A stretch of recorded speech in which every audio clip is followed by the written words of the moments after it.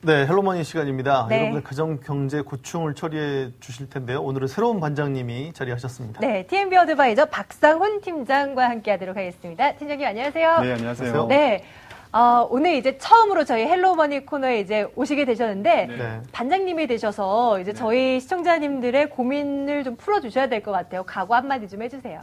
네, 책임이 큽니다. 우리 이제 오늘은 신혼부부에 대한 얘기가 될 텐데요. 네. 어떻게든 가정 경제를 살릴 수 있는 그런 구조 반장이 돼서 도움을 드릴 수 있도록 하겠습니다. 알겠습니다. 그러면 제가 오늘 저희에게 들어온 사연 좀 소개해 드리도록 하겠습니다. 신혼부부가 저희에게 사례를 보내주셨거든요.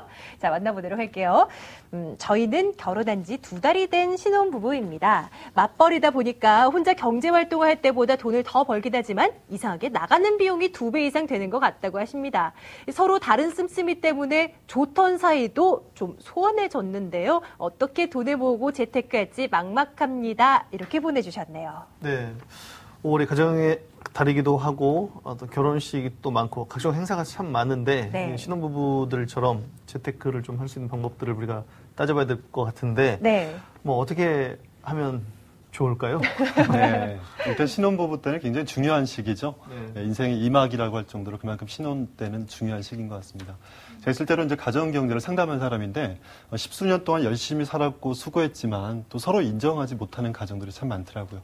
돈을 벌었지만 행복하지 못하게 사는 거죠. 네. 어떻게든 이 신혼부부들이 갖고 있는 기쁨과 행복들을 오래 간직할 수 있도록 신혼에 대한 어떤 재무 계획을 우선순위에 맞게끔 잘 세우는 것이 중요할 때가 아닐까라고 생각을 해봅니다. 믿음이 팍팍 갑니다. 네. 그런데 요즘에 보면은 신혼부부 되게 맞벌이 부부들이 많은데 네. 뭐 이런 흐름 속에서 생각하면 맞벌이 부부들이 어떻게 하면 돈을 모을 수 있을까 이런 부분들로 굉장히 고민스러울 텐데 어떻게 하는 게 또 좋을지도 한번 우리가 꼼꼼하게 따져봐야 될 것 같습니다. 그렇죠.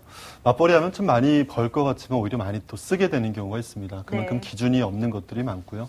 또 엄밀히 말하면은 돈을 쓸 일이 많아지는 그런 세상인 것 같습니다. 어떻게든 웬만한 전셋집으로도 하나 얻어가지고 시작하려고 하고 또 아기 생각하면은 또 큰 차라도 하나 마련해가지고 시작하려고 하는 맞아요. 그런 마음들이다 보니까 돈을 참 많이 쓰게 되는데 오늘 그 사례자처럼 뭐 펑펑 쓰진 않지만 나름대로 기본적인 삶의 질을 유지한다는 생각만 하더라도 돈이 참 많이 나가게 되는 경우들이 많습니다. 저는 현실적으로 신혼부부들이 좀 우선순위를 발견해서 정말 필요한 것들을 발견하는 것들이 필요하지 않을까라고 생각하고요. 어떤 거요? 거기에 맞춰서 네네. 인생에서 꼭 필요한 거죠. 저는 3대 자금이라 본다라면 신혼부부들이 3가지. 인생에서 꼭 필요한 노후자금, 그리고 우리 아이들에 대한 대학자금, 그리고 어떻게든 내 집 마련하는 이 3가지는 꼭 필요한 자금이 아닐까라고 보고 그렇기 때문에 맞벌이 할 때는 50%라도 반드시 저축해야 된다. 안 그러면은 매벌이로 전환됐을 때 저축이 힘들게 되거든요. 그런 만큼 기준을 좀 정해서 쓰는 그런 습관들이 중요할 것 같습니다. 네, 생각, 그 계획을 차곡차곡 세워놓고 또 현실을 직시하고 그런 다음에 이제 차곡차곡 뭐 자동이체를 아예 해버린다든지 이런 것이 필요할 것 같은데 그렇죠. 또 어떤 부분들 좀 하면 좋겠습니까? 사람을 보면 참 합리적이지가 않은 것 같아요. 어떤 방법이 분명히 좋은 방법임에도 못하는 경우가 많죠. 지금 앵커님께서 말씀하신 대로 통장을 좀 제로로 만들면 이따 말씀드리겠지만 그런 시스템을 좀 잘 만들어 놓을 수 있을 것 같습니다. 네. 인생에서 정말 필요한 것들이 많아요. 그런 만큼 우선순위, 필요한 건지 정말 원하는 건지를 잘 구분해서 필요한 것들을 할 수 있게끔 좀 내려놓는 지혜도 좀 필요할 것 같습니다. 네, 결혼을 하게 되면 혼자 할 때하고 좀 다르게 뭐 여러 가지 재무적인 이슈가 좀 발생하게 되는데요. 그럼요. 뭐 양쪽 다 뭐 결혼식에 축의금을 낸다거나 뭐 네. 등등의 문제들이 좀 발생하게 되는데 어떤 이슈들이 주로 있는지 좀 짚어주시죠. 네. 결혼하게 되면 일단 재무적인 이슈는 정해져 있죠. 네. 흔히 알고 있는 대로 내 집 마련, 또 뭐 전세금에 대한 걱정도 있을 수 있고요. 노후자금, 또 긴 노후다 보니까 불안하죠. 그런 이슈들은 정해져 있는데 실제로 저는 재무적인 이슈보다 더 중요한 거는 비재무적인 이슈라고 생각을 하거든요. 아까 이제 내 집 마련 얘기를 했었지만 실제로 내 집 마련에 대한 거는 자녀들에 대한 교육 계획일 수도 있고 서로에 대한 생각 또는 몇 년 뒤까지 맞벌이를 하게 되고 또 맞벌이하고 나서 아기 태어나면 언제 또 일을 할 건지에 대한 비전이 될 수 있는데 그런 부분들을 먼저 이야기하지 않고 막연하게 재무적으로만 재테크만 앞서면 안 된다라고 생각을 해봅니다. 뭐 노후자금 필요하다고 해서 50만 원 준비하고 소득공제 연금상품 중요하다고 해서 25만 원씩 각자 준비하면 일단 장기로 100만 원을 준비하게 되는 거기 때문에 어떻게든 중간에 변화가 생겼을 때 깨지게 있게 되는 거죠. 가정의 경제, 재무적인 이슈보다 비재무적인 서로의 계획들을 나누는 것이 저는 더 중요한 문제가 아닐까라고 생각을 해봅니다. 네. 네, 아무래도 비재무적인 이슈에 대해서 좀 더 면밀하게 따져봐야 그야말로 재테크하는데 어떤 기본적인 원칙, 철학들을 잘 세울 수 있을 것 같다는 생각입니다. 네. 물론 뭐 신혼부부 가운데서는 맞벌이 부부도 있을 테고요. 요즘 같은 세상에 많이들 하실 테고 외벌이 부부도 있으실 거예요. 맞벌이 부부의 경우는 뭐 이런 생각도 하시게 될 겁니다. 소득이 일정 부분 채워지지 않으면 차라리 그냥 집에서 아이 돌보고 좀 내조 좀 잘해주고 뭐 이렇게 원하는 그런 남편들도 있으시거든요. 그 맞벌이에 대해서 뭐 기준이 있을까요? 네, 흔히들 이제 직장 다녀봐도 아기들 키우면서 직장 다니면 얼마 안 남는다 또 이런 얘기를 하죠. 네. 아내 입장에 좀 서운할 수 있겠습니다. 저는 일단 말씀드리고 싶은 거는 눈앞의 손익으로만 계산해서 맞벌이를 좀 고민하지 말고 좀 여성의 마음을 좀 인정해주고 배려해주면 좋지 않을까라고 생각합니다.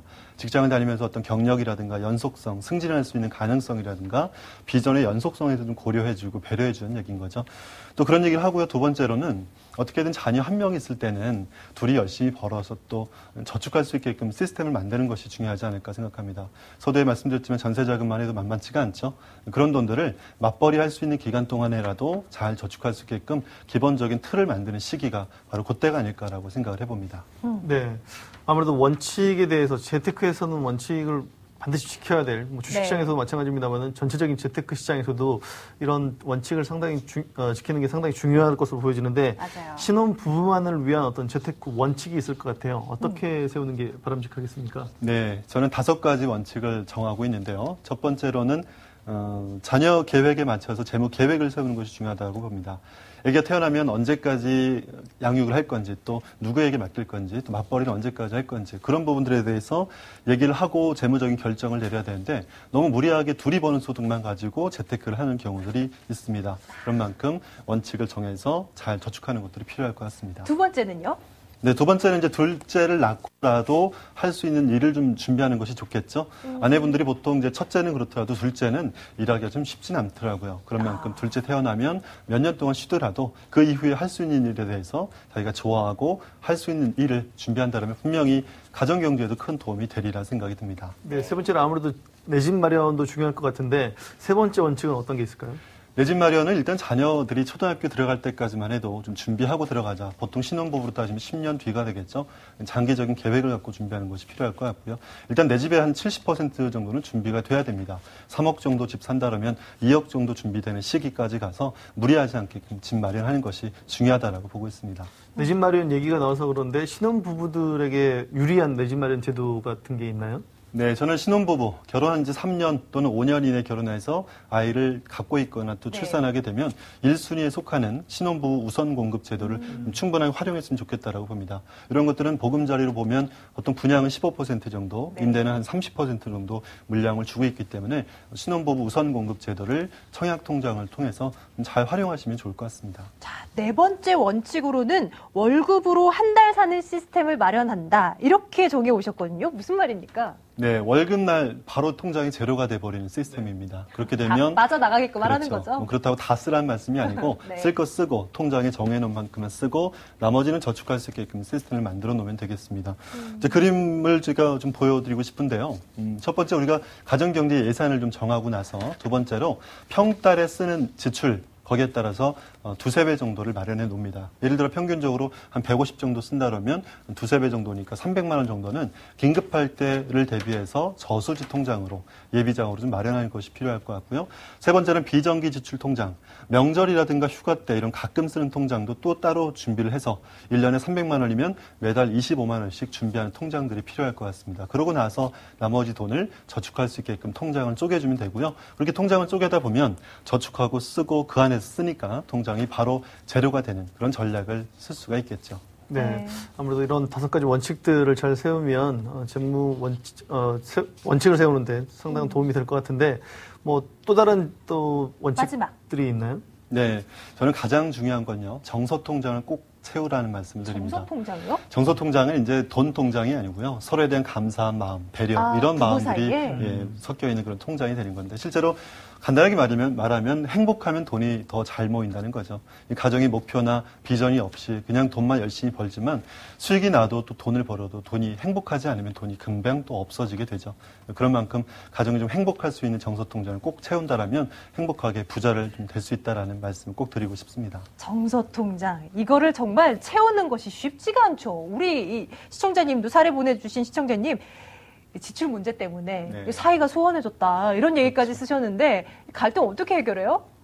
저는 일단 이 가정한테 말씀드리고 싶은 거는 재무 설계나 재테크를 하기보다 네. 재무 대화를 하자고 좀 얘기를 합니다. 재무 대화라는 건 쉽게 말하면 우리가 열심히 일해서 버는 돈을 가지고 어떻게 하면 가치 있게 잘 쓰는가를 부부가 함께 이야기를 나누는 것이죠. 그런 것들이 우리 가정들한테 정말 필요한 재무 대화가 아닐까라고 생각을 하고요.